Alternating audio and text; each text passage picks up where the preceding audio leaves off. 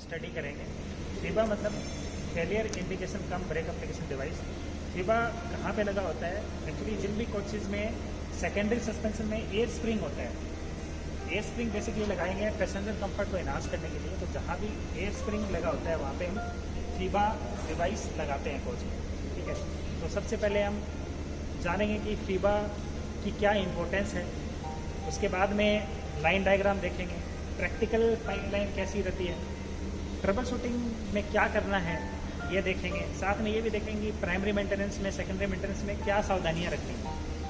तो सबसे पहले जानते हैं कि फीबा का इंपॉर्टेंस क्या है। जैसे कि नाम से ही क्लियर है कि फेलियर इंडिकेशन कम ब्रेक एप्लीकेशन डिवाइस। तो अगर कोई फेलियर होता है तो किसका फेलियर की बात कर रहे हैं हम? एयर स्प्रिंग के फेलियर की बात कर रहे हैं। अगर एयर स्प्रिंग का फेलियर होता है तो उसका इंडिकेशन देगा। इंडिकेशन कैसे देगा? इसके लिए आप देखेंगे कि ब्रेक इंडिकेटर्स लगे हुए हैं। ये फीबा पैनल है, कोच के दोनों तरफ ब्रेक इंडिकेटर्स लगे हुए हैं। तो फेलियर इंडिकेशन, ब्रेक एप्लीकेशन और साथ में ही ब्रेक अप्लाई करेगा, सर्विस ब्रेक अप्लाई करेगा। ये इसलिए ज़रूरी है कि अगर en route air spring puncture हो जाता है, एयर स्प्रिंग आपकी डिफ्लेट हो जाती हैं, तो उस केस में ट्रेन ऑपरेशन अनसेफ ना हो। इसके लिए इंडिकेशन मिलना ज़रूरी है, क्रू को इंडिकेशन मिलना ज़रूरी है ताकि उसको पता रहे कि कौन से कोच में फीबा ऑपरेट हुई है। साथ में ही सर्विस एप्लीकेशन, ब्रेक एप्लीकेशन भी होना चाहिए। अभी हम लोग देखते हैं फीबा का लाइन डायग्राम कि फीबा का सिस्टम एक्चुअली कैसे होता है। तो ये देखिए आप फीड पाइप है, ठीक है, ये आपका ब्रेक पाइप है। तो आप जो एयर स्प्रिंग चार्ज होती है वो फीड पाइप के प्रेशर से होती है, जो 6 kg प्रेशर होता है उससे होती है। ये फीड पाइप का प्रेशर डट कलेक्टर, आइसोलेटिंग कोक, एपिक आइसोलेटिंग कोक, इसके बाद में एनआरबी नॉन रिटर्न वाल्व के थ्रू ये 150 लीटर रिजर्वायर डालेंगे। 150 लीटर रिजर्वायर हर कोच में दिया होता है, अलग हर कोच के लिए एक होता है जो बेसिकली एयर स्प्रिंग्स की चार्जिंग के लिए काम में लेते हैं। इससे दोनों तरफ प्रेशर जाएगा, इधर भी जा रहा है, इधर भी जा रहा है। इस साइड में जो प्रेशर जा रहा है ये पर्टिकुलर बोगी है, जैसे कि बोगी ये आपकी बोगी 1 है, ठीक है, और इधर जा रहा है आपकी बोगी 2 है, ठीक है। ये आपका बोगी आइसोलेटिंग कोक है, मेन कोक है, जिसके थ्रू आपकी एयर स्प्रिंग चार्ज होती है। जहां से आपका प्रेशर आएगा लेवलिंग वाल्व पे, ठीक है। लेवलिंग वाल्व इंपॉर्टेंट रहती है, उसका बेसिकली काम है to allow air enter into और exhaust from the air spring. मतलब it maintains constant air spring height irrespective of bearing load. अगर आपका लोड बढ़ जाता है तो उस केस में आपका कोच नीचे जाएगा, तो उस केस में आपकी एयर स्प्रिंग में एयर एंटर करेगी, ठीक है। जो एयर एंटर करेगी वो लेवलिंग वाल्व के थ्रू ही जाएगी, ठीक है। अगर आपका लोड आपका कम होता है तो उस केस में आपकी हाइट बढ़ जाएगी, तो उस केस में आपकी जो एयर स्प्रिंग की एयर है, ठीक है, वो लेवलिंग वाल्व में जो चौक होता है उसके थ्रू निकल जाएगी। तो इस तरीके से levelling valve it maintains constant coach height irrespective of the varying load, ठीक है। इसके बाद में एक डुप्लेक्स चेक वाल्व होता है जो दोनों एयर स्प्रिंग्स के बीच में रहता है। ये क्या करता है कि इसके थ्रू एयर एक्सचेंज होती रहती है दोनों एयर स्प्रिंग्स में।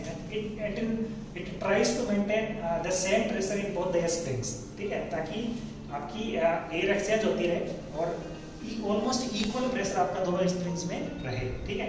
इसके बाद में आप देखें कि ये हमारा यहाँ पे फीबा डिवाइस लगा, फीबा डिवाइस लगा दोनों तरफ, हर बोगी के लिए फीबा डिवाइस लगा होता है। इस पे 4 पोर्ट आते हैं। ये वाला एयर स्प्रिंग का कनेक्शन आ रहा है, इसका एयर स्प्रिंग का प्रेशर यहाँ पे आ रहा है, दूसरी एयर स्प्रिंग का प्रेशर आ रहा है, जैसे सेकंड पोर्ट। तीसरा पोर्ट जो है वहाँ पे आपका बीपी का कनेक्शन आ रहा है, और चौथा पोर्ट है वहाँ पे आपका ब्रेक इंडिकेटर के कनेक्शन आ रहे हैं। इस तरह से पूरा पे चार आपके पोर्ट होते हैं। अब बेसिकली फीबा काम कैसे करता है? तो मान लीजिए कि एयर स्प्रिंग पंक्चर हो जाता है, ठीक है। तो जैसे ही एयर स्प्रिंग पंक्चर होगा तो आपका जो इस पे प्रेशर आ रहा है वो कम हो जाएगा, ठीक है। तो बेसिकली ये होता है कि जैसे ही एयर स्प्रिंग का प्रेशर लेस देन 1 kg पर सेंटीमीटर स्क्वायर, ठीक है। नॉर्मल केस में जो एयर स्प्रिंग में प्रेशर है वो आपका एलपी से चार्ज हो रही है, तो वो आपका रहता है 4.5 to 5.5 kg पर सेंटीमीटर स्क्वायर रहता है। लेकिन जैसे ही आपका प्रेशर 1 kg पर सेंटीमीटर स्क्वायर से कम हो गया, उस केस में क्या होगा, आपकी मान लो एयर स्प्रिंग पंक्चर होगी और प्रेशर कम हो गया, तो आपका फीबा डिवाइस उसको सेंस करेगा। इसमें एक सेंसर बार लगा रहता है, वो सेंस करेगा और बीपी का जो प्रेशर है जो यहाँ पे आके रुका हुआ है वो इसमें एक एयर टाइम चौक रहता है, ठीक है ना। तो 8 mm चौक से वो प्रेशर आपका पूरा ड्रेन हो जाएगा। जैसे ही बीटी प्रेशर ड्रेन होगा, गाड़ी में आपकी पूरी ट्रेन में आपका पूरे ब्रेक में आपका सर्विस एप्लीकेशन हो जाएगा, ब्रेक लग जाएगा। ठीक है, साथ में जब ब्रेक लगेंगे तो साथ में प्रेशर आपका यहाँ से ब्रेक इंडिकेटर्स को भी चला जाएगा। ब्रेक इंडिकेटर में जब प्रेशर जाएगा तो आपका जो ग्रीन था ब्रेक इंडिकेटर वो रेड हो जाएगा। ठीक है, तो फीबा आपका एक्चुअली दोनों तरह का इंडिकेशन देता है, क्योंकि हाई फेलियर इंडिकेशन कम ब्रेक एप्लीकेशन डिवाइस। तो फेलियर का इंडिकेशन देता है, एयर स्प्रिंग अगर फेलियर हो गया तो उसका इंडिकेशन देगा। तो इंडिकेशन ये दोनों इंडिकेशन देगा, आपका ऑडियो भी इंडिकेशन देगा और विजुअल भी इंडिकेशन देगा। ठीक है, ऑडियो इंडिकेशन क्या होगा, जब ये बीट प्रेशर से ड्रेन होगा तो एक हिसिंग साउंड आएगा। ठीक है, हिसिंग साउंड आएगा तो उससे जो भी क्रू रिकॉग्नाइज कर सकता है कि इस पर्टिकुलर कोड से फीबा एक्चुअली हो रहा है। साथ में विजुअल इंडिकेशन भी देगा, तो वो कैसे देगा, ब्रेक इंडिकेटर आपकी रेड हो जाएगी। तो जो पर्टिकुलर एयर स्प्रिंग फेल होगा, मान लीजिए कि आपका ये एयर स्प्रिंग फेल हो जाता है तो ये दोनों आपके इंडिकेटर रेड हो जाएंगे। फीबा से आपका कंटिन्यूअस अभी हम पॉज के नीचे हैं और प्रैक्टिकली देखते हैं कि फीबा का लाइन डायग्राम कैसे है। तो सबसे पहले ये एफपी का पाइप है, क्योंकि एयर स्प्रिंग एफपी से चार्ज होती है। ठीक है, ये एफपी का पाइप लाइन है, इससे ये पाइप आया, ये हमारा एफपी का आइसोलेटिंग को डर्ट कलेक्टर एनआरबी एक पर्टिकुलर डायरेक्शन में इससे एयर पास कर सकता है। इसके बाद ये 150 लीटर रिजर्व है जो एयर स्प्रिंग्स की चार्जिंग के लिए अलग दिया हुआ है।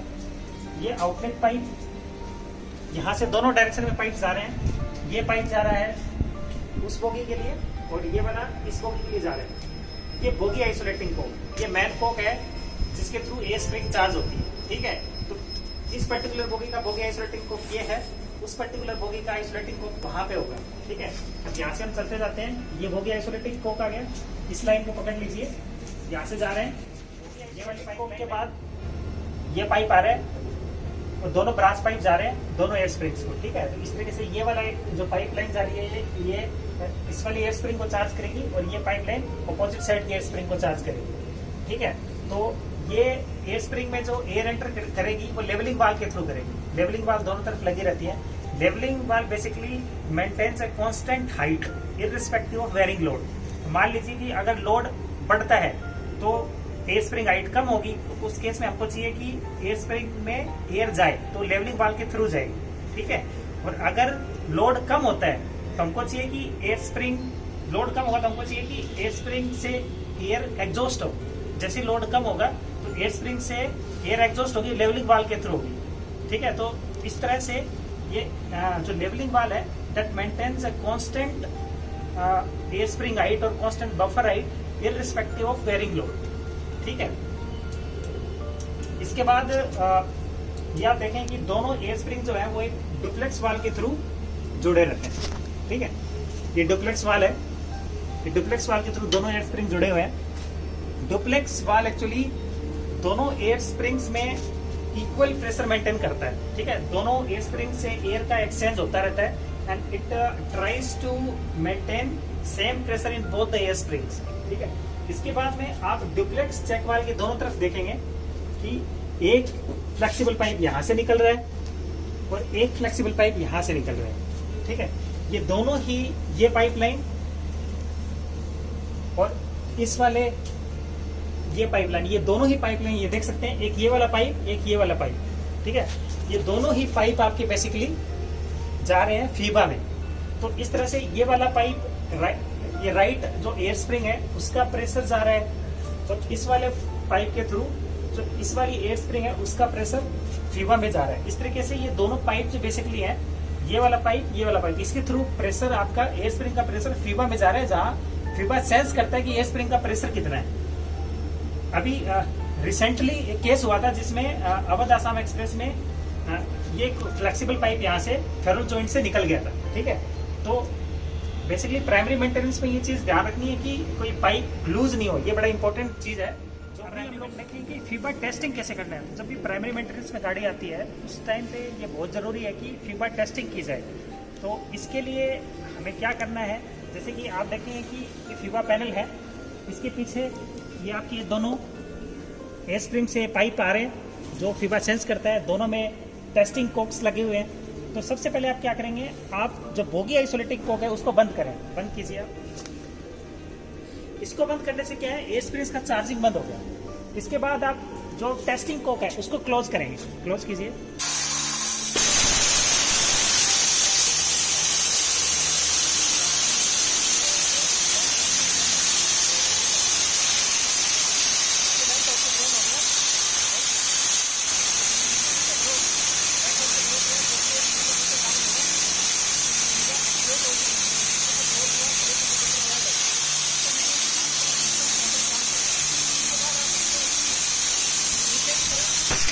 दोनों कॉक्स नॉर्मल कर दें, नॉर्मल कीजिए, इसको नॉर्मल कर दो। और इसके बाद आप इसको नॉर्मल जो वर्टिकल पोजीशन रहता है उसमें कर दें। तो इस तरीके से आपने ये, आप देखें कि ये रेड से ग्रीन हो गया और आपने इसको ये वाला बॉडी का जो फीबा टेस्ट कर लिया। इसी तरह से आप दूसरा बॉडी का जो फीबा सिस्टम है उसको भी टेस्ट करेंगे, ठीक है। तो ये बहुत इंपॉर्टेंट चीज़ है जिससे कि आपको ये पता चलेगा कि मेरा FIBA system proper working condition में है कि। देखते हैं कि एनरूट फेलियर अगर होता है, अगर एनरूट फेलियर होता है तो उसमें क्या करना है, ठीक है।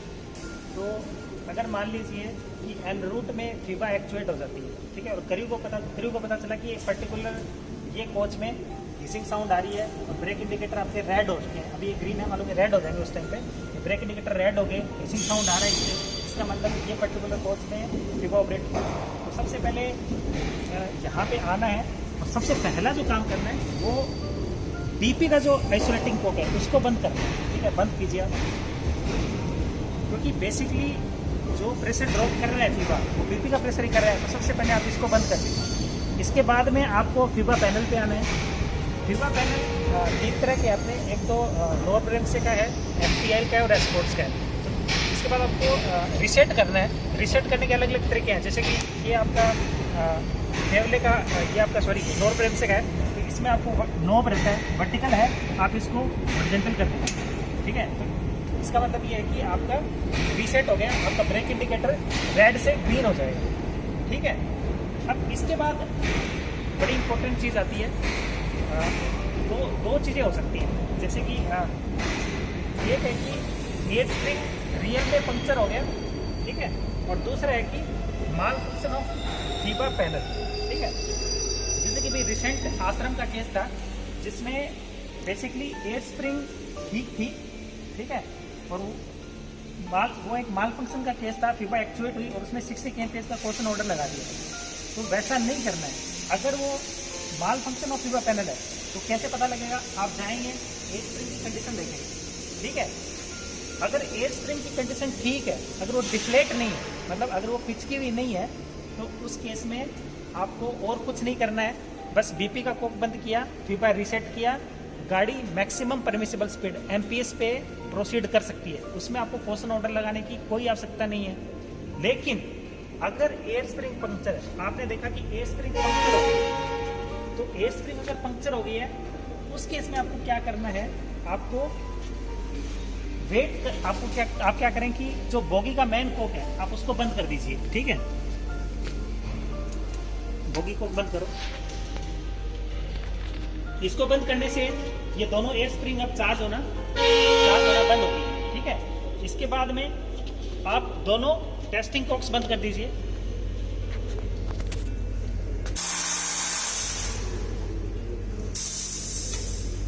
ठीक है, दोनों टेस्टिंग कॉक बंद कर दीजिए। इसके बाद आप वेट कीजिए कि पूरा प्रेशर ड्रेन हो जाए और आपका कोच इमरजेंसी स्प्रिंग पे बैठ जाए, ठीक है। और इसके बाद आप गाड़ी को 60 kmph पे प्रोसीड कर सकते हैं, क्योंकि जो ऑसिलेशन ट्रायल्स है RDSO के, उसमें ये एस्टेब्लिश हुआ है कि जो कोच का डायनेमिक बिहेवियर है वो 60 kmph तक ठीक रहता है। तो इस तरह से अगर रियल में एयर स्प्रिंग पंक्चर हो गई है तो उसको, उस केस में आपको बोगी आइसोलेटिंग कोक और टेस्टिंग कोक बंद करके आइसोलेट करके आप 60 kmph पे चलाना है विद CNW स्टाफ। लेकिन अगर वो सिर्फ एक माल फंक्शन का केस है, क्योंकि फीबा डिवाइस इटसेल्फ भी माल फंक्शन कर सकता है, इसमें भी इंटरनल पोर्ट्स लगे होते हैं। अगर मान लो डस्ट आने से या कुछ किसी और माल फंक्शनिंग हो गया हो और बीपी प्रेशर ड्रॉप हो गया हो, तो उस केस में आपको सिर्फ बीपी कोक बंद करना है, इसको रीसेट करना है और गाड़ी without any trouble maximum permissible speed पे प्रोसीड कर सकते हैं। अभी देखिए कि प्राइमरी मेंटेनेंस जब भी हमारा पिट लाइन एग्जामिनेशन होता है तो उसमें कौन कौन सी इंपॉर्टेंट पॉइंट्स हैं, कौन सी खास बातें हैं जिनका हमको ध्यान रखना है। तो जैसे कि पहला जो इंपॉर्टेंट पॉइंट है that is check all thermal joints and flexible pipes for leakage oblique looseness. तो जो भी फ्लेक्सिबल पाइप्स हैं, जैसे कि एयर स्प्रिंग के फ्लेक्सिबल पाइप्स हैं, आप देखिए जैसे कि एयर स्प्रिंग के फ्लेक्सिबल पाइप्स हैं, ठीक है। तो ये सब पाइप्स हैं, फेरुल जॉइंट हो या फिर थ्रेडेड जॉइंट हो, उनको बहुत ही क्लोजली देखना है कि वो लूज तो नहीं है, कोई माइन्यूट लीकेज तो नहीं है। अगला पॉइंट है closely check leakage from air bellows. ठीक है, तो जब प्रेशर टेस्टिंग लगी होती है तो ये देखना है, चारों तरफ से देखना है कि कहीं से भी सीट इम्प्रॉपर सेटिंग है या कोई पंक्चर है तो उसके कारण कोई लीकेज तो नहीं है। अगर कोई माइन्यूट लीकेज भी है तो उसको आप तुरंत उसको अटेंड करवाएं या कोच सिक करें। ठीक है, तीसरा इंपॉर्टेंट चीज है air spring height, air spring height. ठीक है, तो एयर स्प्रिंग हाइट एक इंपॉर्टेंट पैरामीटर है, क्योंकि RDSO में एक लेटर है जिसमें लिखा है कि ऐसा हुआ, एक इंसिडेंस ऐसा हुआ जिसमें कि फीबा एक्चुएट हो गया लेकिन उसका रीजन नहीं एस्टेब्लिश हुआ। तो फाइनली ये कंक्लूड किया उसमें कि improper spring height resulted in FIBA actuated. मतलब अगर एयर स्प्रिंग हाइट अगर प्रॉपरली एडजस्टेड नहीं है तो उससे भी आपकी फीबा एक्चुएट हो सकती है। तो वो आपका जो रेंज है दैट इज 294 प्लस 0 माइनस 5, मतलब ये हो गया आपका 289 टू 294 mm। ठीक है, ये एयर स्प्रिंग हाइट आपको मेंटेन करनी है। अगर ये इस रेंज में नहीं है तो इसके लिए आपको इंस्टॉलेशन लीवर दिया गया है। ठीक है, इसमें आपके एडजस्टिंग स्क्रूज रहते हैं। तो ये एडजस्टिंग स्क्रू से आप एयर स्प्रिंग की हाइट आपको मेंटेन करनी है in the range 289 to 294 mm। ठीक है, और चौथा जो इम्पोर्टेंट पॉइंट है दैट इज फीबा टेस्टिंग। तो फीबा टेस्टिंग करना है, जैसे मैंने आपको बताया था कि हर बोगी के लिए आपका पैनल दिया हुआ है, 2 टेस्टिंग कोक दिए हुए हैं, तो दोनों को 1 by 1 टेस्ट करना है और ऐसे ही दोनों बोगीज को आपको टेस्ट करना है। अगर ये सारे पॉइंट्स अगर आप ध्यान रखेंगे तो काफ़ी कम चांसेस हैं कि फेलियर हो। जैसे कि अभी एक अवध आसाम एक्सप्रेस का एक फेलियर था जिसमें फेरो जॉइंट से वर्कआउट हो गया, तो that could have been avoided if this ferrule joints and flexible pipes would have been checked properly. ठीक है, इसी तरह से जैसे कि आपका जो फीबा माल फंक्शन के केस है जो आश्रम एक्सप्रेस में हुआ था, वो बेसिकली उसका जो मेन रीज़न है वो ये है कि फीबा टेस्टिंग नहीं होना। अगर फीबा टेस्टिंग डिपो में करते हैं पिटलाइन एग्जामिनेशन में तो काफ़ी चांसेस हैं कि माल फंक्शनिंग का केस नहीं हो।